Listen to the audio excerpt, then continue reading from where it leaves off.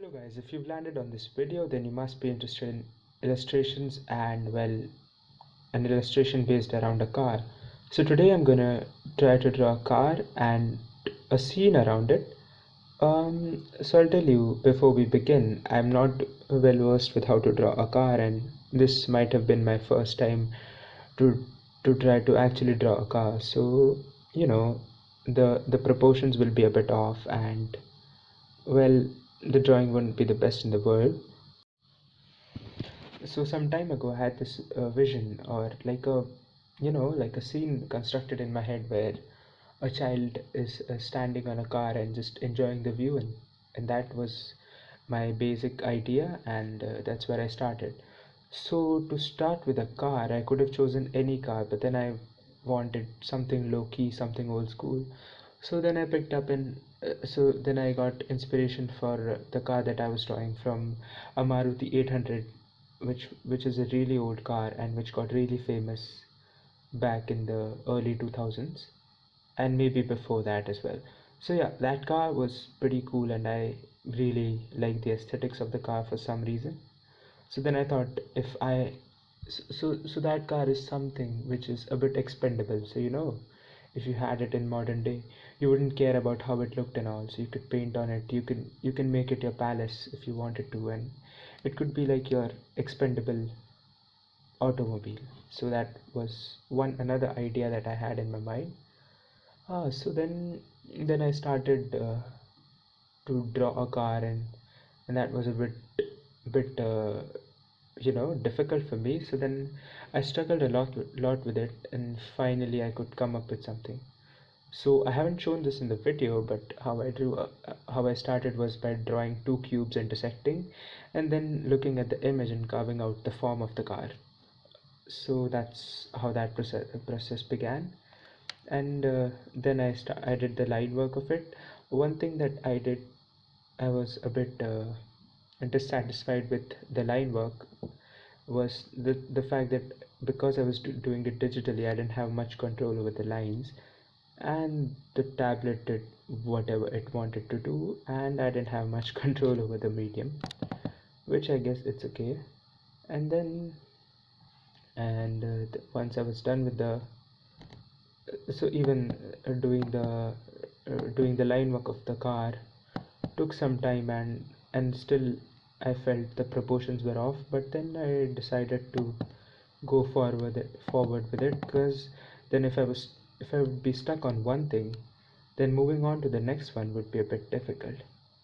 Having drawn the car, I tried to draw a kid on top of the car, which was again a bit difficult for me because, well, I'm out of a I'm a bit out of practice.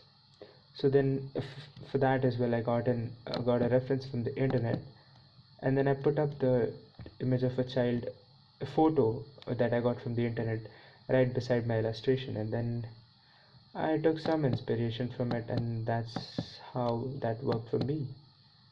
um, I think references help you a bit to understand some proportions, and uh, it, it's it, it's not technically copying. It's just borrowing the scale and the proportions which actually exist, because you don't want to be that wrong with your illustrations. So that's why I took some reference, and then I started again. For that as well, I did a line work, and while doing that, I didn't have much once I was done with the line work of the child standing on a car, that felt a bit out of context. So to create a scene, I tried to draw a rough background and trying to understand the background, how it will work. Having done that, I went to color the car, and I gave it the classic off-white-ish color that it has. And then I also painted the car.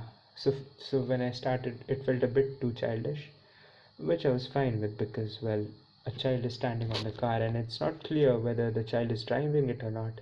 But I like to believe this rebellious child has been driving this car, and he might have stolen it from his parents or something. So that that again gave I like to think in that direction. I like to give it a bit more play in my mind. Well, I didn't know how to communicate it through the illustrations, so that's where this audio comes to help.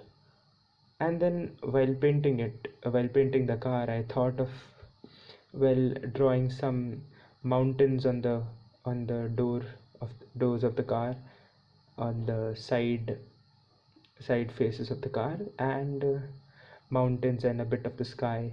And where there is the engine, where there is the bonnet, that's where I drew the sun, because, well, that is the main power source of the car as well. So then putting a sun there would be a bit symbolic, and it would be a cool Easter egg is what I thought. And then I colored it accordingly how I wanted. So when I first colored it, it seemed a bit off, so then I added some texture with a textured brush. Having done that, I went to color the child standing on the car. I think even the child's proportion to the car is a bit off, but then I need to do some proportion studies to be well versed with the the technicalities of the drawing. So there's that. And then, having done the foreground, I went on to the background and drew some mountains, and with some outlines. And then I did a sky. So, well, the sky, the color schemes of the sky was majorly inspired from an actual sky scene that I saw today. These days, because it's monsoon season in my city, the skies look very pretty with a shade of orange, pink, blue, and different shades of blue. So that's where I drew some inspiration. Even for the sky, I used a textured brush to give it a bit more comforting feel to the illustration, so that it doesn't feel too harsh. And having done that, I felt the illustration is the contrast is too punchy. So then I tried to play with some, like, I added some brightness with a layer of white and a layer of black as well. And I also played with the mountains, because then I thought they were taking up too much of the page, so then I decreased that. And the outlines in the mountains weren't working for me for some reason, so then I made them a bit dim. And some amount of depth of field I tried to achieve by the layer of black. I think I need to work upon that skill as well.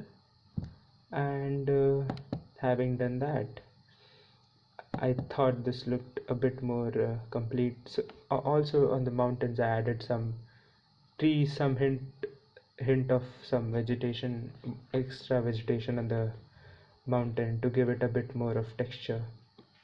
And that's how I came about the illustration.